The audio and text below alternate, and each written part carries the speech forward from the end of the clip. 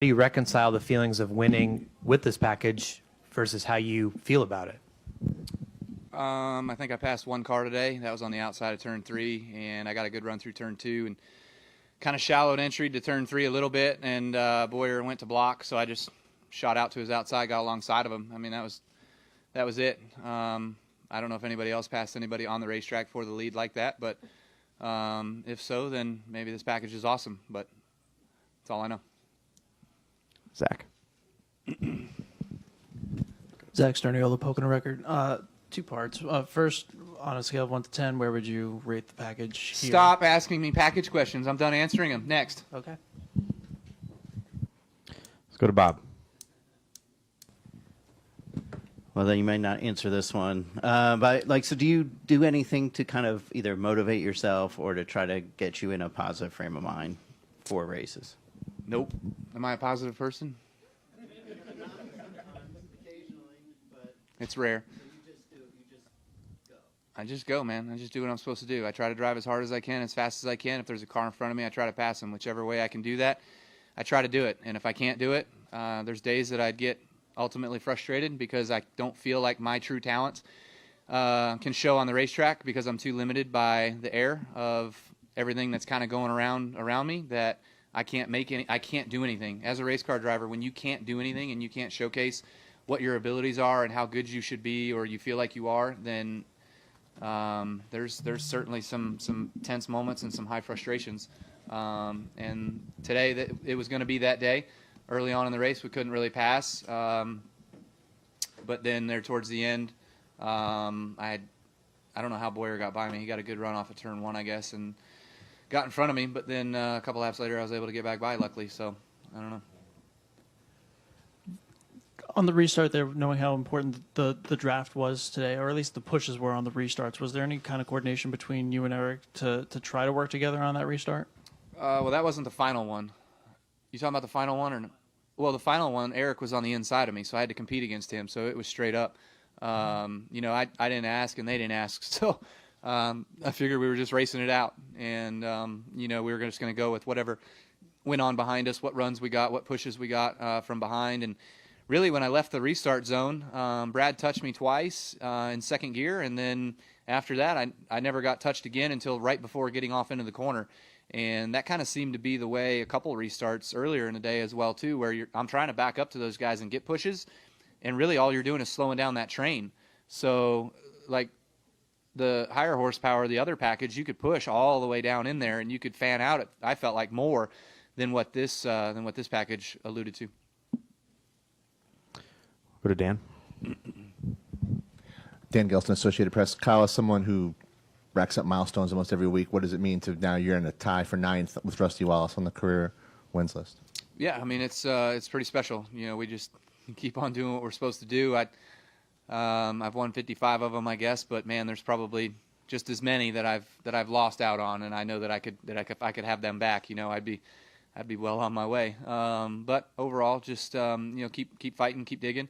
It's pretty cool to continue to get with and eclipse many of these great names that have helped our sport, build our sport to what it is today, and have been icons for that matter as well.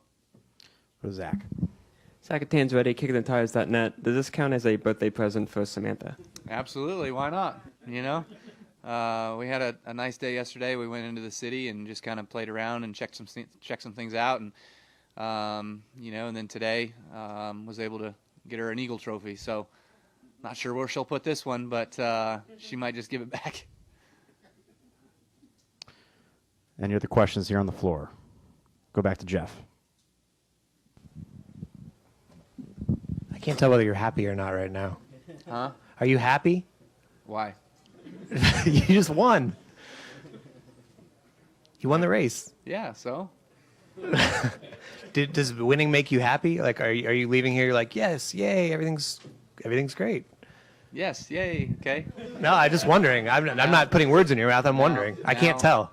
I mean, am I happy? Sure, yeah. Today was a good day. We did what we were supposed to do. We did our job. We've had fast cars this year and have thrown away too many, so I've left the racetrack way too many times this year frustrated, and I guess I try not to let the highs be so high and the lows be so low, but I could probably roll somewhere in the middle. So you know, when you win, you know, there's a lot of guys that enjoy it a heck of a lot more and get the high from it. But to me, that's what I'm supposed to do. That's my job. And so today was a successful day, and I look at it like that. And now I'm already looking ahead to next week.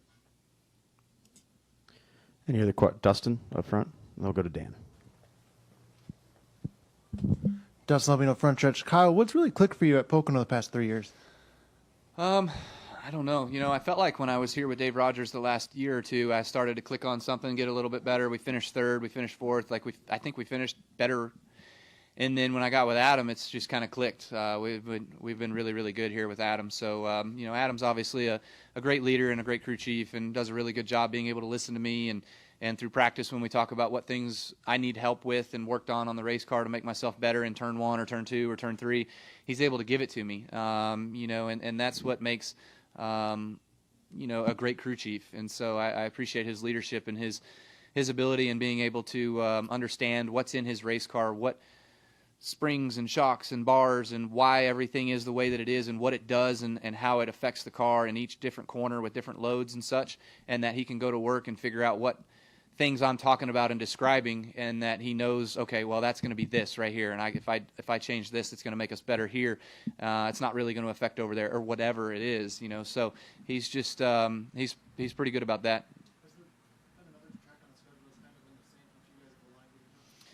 Is there another track on the schedule that's kind of that way too?